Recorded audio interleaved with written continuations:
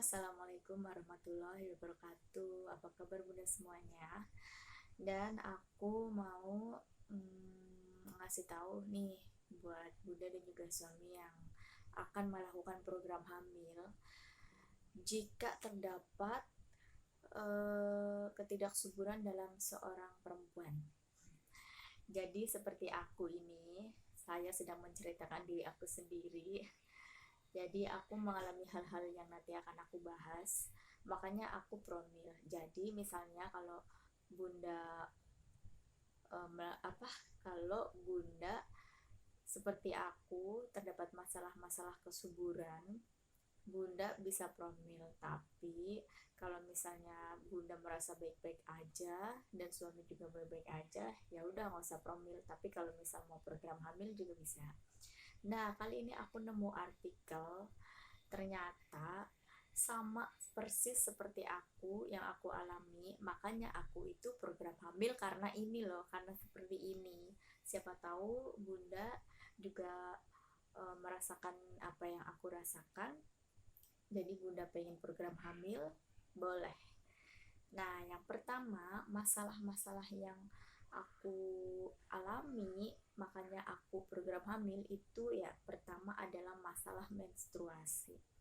Jadi menstruasi itu kan harusnya sebulan sekali, dan aku itu nggak mesti sebulan sekali, kadang 2 bulan sekali, nggak pernah maju sama sekali, pasti mundur, pasti telat. Dan disitulah masalah kesuburan aku, makanya cara ngitung masa ovulasi atau kesuburan itu susah banget.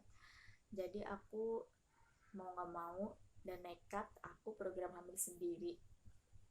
Nah, siapa tahu di luar sana ada bunda yang mengalami hal seperti aku. Saya rekomendasikan untuk program hamil jika pengen cepet-cepet dikaruniai momongan.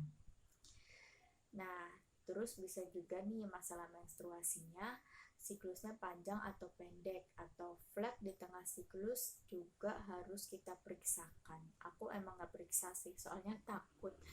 Jadi aku itu emang sering banget telat. Siklusnya kan biasanya 28 hari, aku bisa nyampe 40 hari atau 45 hari, kadang sebulan mens, kadang 2 bulan gak mens.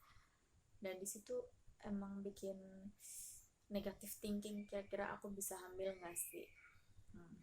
Tapi dengan program hamil, dengan bantuan program hamil dengan buah suriat dan juga kurma muda, alhamdulillah banget. Dan juga hormon tidak seimbang.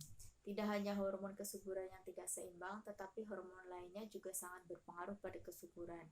Jika kita mengalami masalah kesuburan, namun tidak ada masalah pada reproduksi kita, mungkin masalah hormon ini harus kita perhatikan. Dan aku juga punya masalah hormon.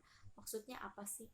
Jadi kalau masalah hormon aku ya, aku tuh kayak kalau misalnya nggak mens ataupun telat mens ataupun mau mens, aku tuh punya gatel-gatel gitu loh. Jadi badan itu juga nggak enak banget rasanya kalau mengalami hal tersebut. Terus aku kalau ada tanda-tanda gatal, alergi di tubuh aku, itu pasti aku sedang mengalami hormon yang tidak seimbang. Itu hormon aku, siapa tahu hormon bunda berbeda dengan aku. Dan kemudian overweight atau underweight, itu aku banget. Aku tuh kurus banget, bener-bener tuh kurus banget. Aku itu pas nikah BB aku 40 kilo.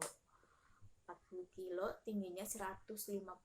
Kalau dihitung sama apa itu kalkulator BMI apa ya, itu tuh bener-bener underweight banget, bener-bener kurus banget. Makanya aku tuh sempat berpikir, ya Allah, apakah aku bisa hamil. Ternyata alhamdulillah aku bisa hamil berkat program hamil sendiri. Nah, berat badan seringkali berimbas pada kesuburan, salah satunya PCOS. Pastikan kita menjaga berat badan ideal jika terlalu berat ataupun terlalu kurang. Dan kalau misalnya terlalu gemuk, bisalah diet. Kalau terlalu kurus seperti aku ini, ya udah program hamil aja sama olahraga yang teratur, pola hidup sehat, makan makanan yang sehat, insya Allah. Dan kemudian adalah infeksi organ reproduksi. Infeksi reproduksi seperti infeksi radang panggul, gonorea, ataupun chlamydia akan beresiko menimbulkan sumbatan tuba hingga endometriosis. Kalau aku baca artikel-artikel kayak gini tuh aku langsung stres gitu. Aduh, ini tuh di aku semua, gimana dong gitu kan. Pasti bunda sama lah ngalamin kayak aku. Dan infeksi organ reproduksi ini yang aku alami, entah itu infeksi atau bukan ya, tapi aku tuh punya keputihan banyak banget. Dan aku pikir, ya ampun, kok bisa gini, aku bisa hamilnya. Pokoknya pikiran aku tuh selalu kayak gitu terus. Dan keputihannya itu banyak banget, mau mens keputihan, nggak mens keputihan, sesudah mens keputihan, pokoknya hampir tiap hari aku tuh keputihan. Dan katanya kan kalau misalnya keputihan banyak, nanti kalau spermanya masuk ke dalam rahim kita itu, kalau ada keputihan itu bisa kayak spermanya itu dibunuh gitu loh kan sama keputihannya. Makanya aku tuh udah mencoba menghilangkan keputihan itu tuh dengan cara apapun nggak berhasil, dengan obat pun juga nggak berhasil. Tapi aku punya ide, yaitu dengan cara program hamil.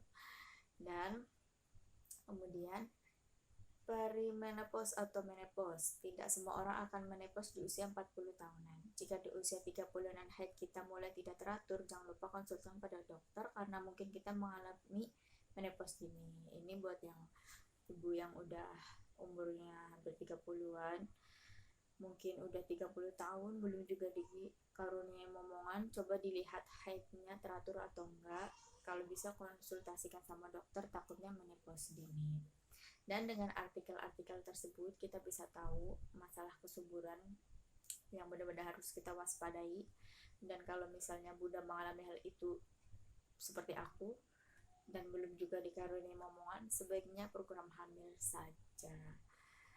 Kalau misalnya tidak mengalami itu, belum juga kunjung hamil, mungkin Allah belum ngasih kepercayaan pada kita. Tetap ikhtiar, tetap berdoa, tetap semangat, jangan putus asa karena Allah lah yang lebih tahu kita udah siap apa belum. Ya mungkin aja kita, aku udah siap kok, aku udah siap, tapi kan Allah yang maha tahu. Siapa tahu nanti pas udah dikasih omongan belum siap. Nah, itu dia masalah kesuburan yang ada pada wanita, termasuk aku juga mengalami masalah itu. Hampir semuanya nih ya, artikel 1, 2, 3, 4, 5 itu aku semua. Tapi menopause belum nih, berarti 4 ya. Berarti 4 ini itu aku semua. Dan kalau misalnya Bunda mengalami ini, segera program hamil. Dan cukup sekian video dari aku. Jangan lupa subscribe dan share video ini ke sosial media Bunda. Assalamualaikum warahmatullahi wabarakatuh. Dadah.